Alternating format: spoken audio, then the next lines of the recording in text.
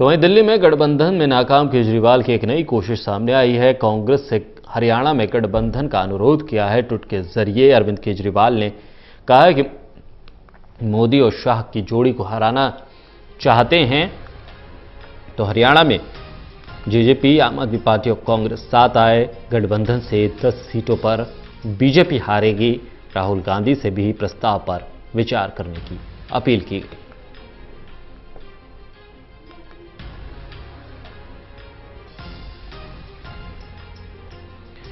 अरविंद केजरीवाल का ट्वीट सामने आया। हरियाणा में जननायक जनता पार्टी, आम आदमी पार्टी और कांग्रेस एक साथ आए तो हरियाणा की सभी 10 सीटों पर बीजेपी हारेगी। इस बात का जिक्र किया है। विनोद लांबा हमारे साथ, हमारे सहयोगी जुड़ रहे हैं। विनोद, हरियाणा की सियासत में गठबंधन की कवायद करती आम आदमी पार्टी नजर आ रही है। दिल्ली में तो नाकाम रहे कांग्रेस के साथ गठबंधन से, लेकिन हरियाणा के लिए ट्विटर के जरिए ही सही पहल की जा रही है।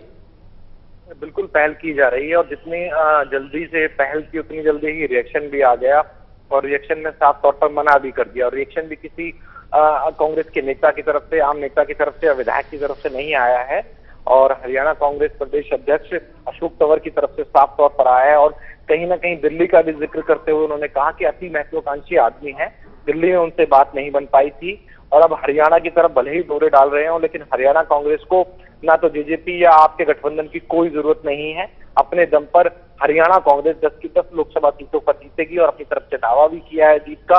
और साफ तौर पर अरविंद केजरीवाल के ट्वीट पर बहुत पहली प्रतिक्रिया और कड़ी प्रतिक्रिया कहते हुए साफ तौर पर मना कर दिया है प्रदेश अध्यक्ष कांग्रेस की तरफ से, अशोक तंवर की तरफ से। विनोद, ये भी जानना चाहूंगा, जननायक जनता पार्टी और आम आदमी पार्टी के गठबंधन की जो बातचीत चल रही थी, जो बातें चल रही थी, वो कहां तक पहुंची हैं? क्या ये दोनों पार्टी एक साथ आ पाएंगी? लोकसभा चुनाव की तारीखों का तो ऐलान हो चुका है। बिल्कुल ठीक सवाल है और बिल्कुल वाजिब सवाल है, क्योंकि हम और आप ही नहीं, जो तमाम दर्शक इस समय हमें टीवी पर देख रहे होंगे और लगातार टोटल टीवी हरियाणा को देखते हैं, उनके जहन में भी ये सवाल है। लेकिन उस गठबंधन को लेकर बातचीत किस दौर में पहुंची है वो अभी फाइनल नहीं हो पाया है। उससे पहले एक और दाव खेलते हुए हरियाणा में महागठबंधन कह सकते हैं, क्योंकि अगर 3 पार्टियों का जिक्र करते हुए अरविंद केजरीवाल ट्वीट करते हैं और राहुल गांधी से कहते हैं कि ये अगर गठबंधन हो जाता है जिसमें जननायक जनता पार्टी, आम आदमी पार्टी और कांग्रेस शामिल हो, तो बीजेपी को रोका जा सकता है और हराया जा सकता है, ये ट्वीट आता है। और रही बात जननायक जनता पार्टी और आम आदमी पार्टी को, यहाँ भी एक पेच आया था और पहला वार कह सकते हैं कि जो पर्दे के पीछे जो भी टिकटों का वितरण को लेकर किस तरह से किस सीट पर कौन लड़ेगा, नवीन जय हिंद ने उसे साफ तौर पर कह दिया था कि जननायक जनता पार्टी सीटों को लेकर बहुत ज्यादा एक तरह से कह सकते हैं मगरूर है और बहुत ज्यादा सीटों पर खुद लड़ना चाहती है, प्रॉपर तवज्जो नहीं दे रही है। उसके बाद वो पटरी से उतर गई थी, लेकिन पूरा जो प्रोसेस रहा, नवीन जय हिंद का एक झटका देने वाली बात हुई कि अब गठबंधन नहीं हो सकता। उसके बाद सत्येंद्र जैन जो कि अरविंद केजरीवाल कैबिनेट में मंत्री भी हैं, सीनियर मंत्री हैं, वो जेल में जाके, तिहाड़ जेल में जाकर अजय चौटाला से मिले थे। अजय चौटाला जो कि जननायक जनता पार्टी के संरक्षक हैं और सांसद दुष्यंत चौटाला के पिता भी हैं, उनसे जाके मुलाकात हुई थी। उसके बाद ये कहा जा रहा है और ये लग भी रहा है कि गठबंधन की जो उम्मीद है वो पूरी तरह से टूटी नहीं है। लेकिन यहाँ भी जो पेच फंसा हुआ है टिकट के बंटवारे को लेकर, कौन कितनी टिकट पर लड़ेगा, कितनी सीटों पर लोकसभा का चुनाव लड़ेगा। यहाँ जननायक जनता पार्टी ने एक दाव ये भी खेल दिया था कि 7 सीटों में से 1 सीट दिल्ली में उन्हें दे दी जाए, क्योंकि हरियाणा में जिस तरह का गठबंधन चाह रही थी आम आदमी पार्टी, उसको लेकर दाव जननायक जनता पार्टी की तरफ से भी खेला गया था। तो ये कह सकते हैं आधिकारिक तौर पर, अब जब इस समय हम बात कर रहे हैं, अभी तक गठबंधन की उम्मीद बनी हुई है जननायक जनता पार्टी और आम आदमी पार्टी में, लेकिन टिकटों के बंटवारे को लेकर कुछ चीज फाइनल नहीं हो पाई है।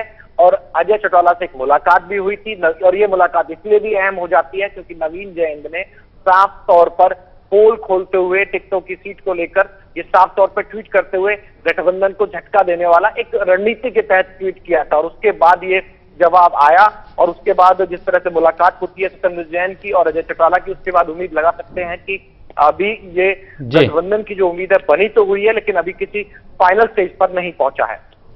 बिल्कुल विनोद, जिस बात का जिक्र आपने किया, दर्शकों को भी हम बता दें कि अशोक तंवर का भी अब तंज आ गया है। जिस तरह से विनोद ने बताया अशोक तंवर की तरफ से पलटवार भी आ गया। हरियाणा कांग्रेस के अध्यक्ष हैं, उन्होंने इस गठबंधन को लेकर जो अरविंद केजरीवाल ने एक तरह से प्रस्ताव दिया था उस पर कटाक्ष भी किया है। और विनोद इस बात का जिक्र भी कर रहे थे लगातार अपनी बात में कि पलटवार भी हो गया है, कटाक्ष भी आ गया है, उसका जवाब भी ट्विटर के जरिए कांग्रेस की तरफ से दे दिया गया है।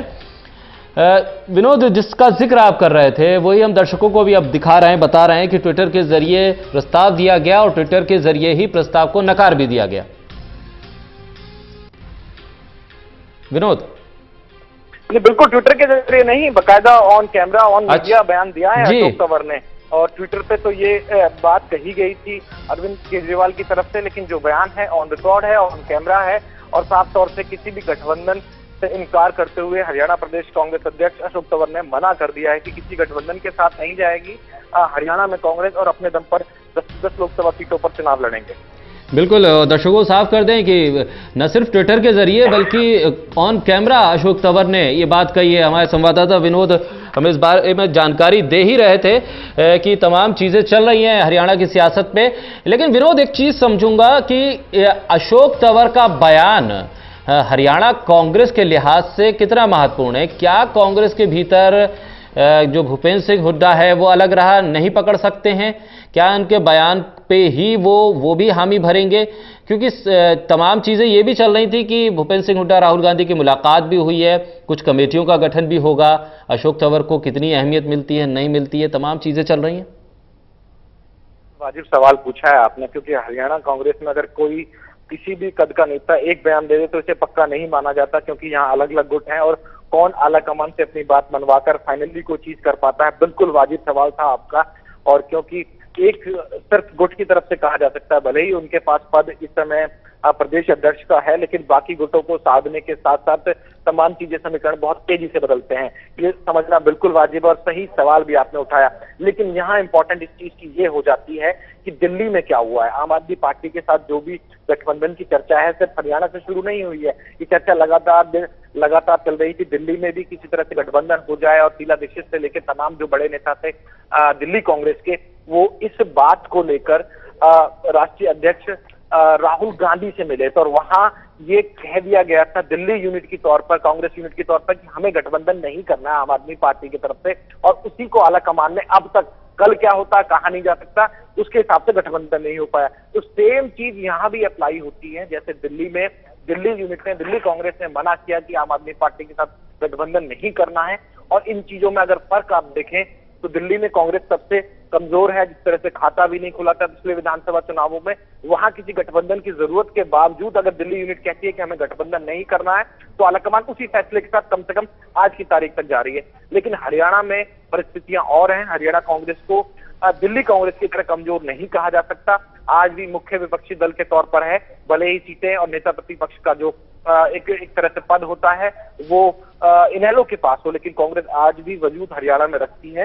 इस लिहाज से मैं कह रहा हूं कि अशोक तंवर की इस बात का मायने बहुत ज्यादा होता है, प्रदेश अध्यक्ष के तौर पर भी और कांग्रेस की जरूरत को देखते हुए भी, कम से कम हरियाणा को लेकर। बिल्कुल सही पॉइंट विनोद आपने उठाया कि जब दिल्ली में कमजोर कांग्रेस है तो वहां गठबंधन नहीं, तो हरियाणा में तो काफी हद तक मजबूत स्थिति में कांग्रेस है, तो वहां गठबंधन पर अगर अशोक तंवर का यह बयान आता है तो माना जाएगा कि हरियाणा कांग्रेस के तमाम नेता इस पर जरूर हामी भरेंगे। बहुत शुक्रिया विनोद तमाम जानकारी देने के लिए।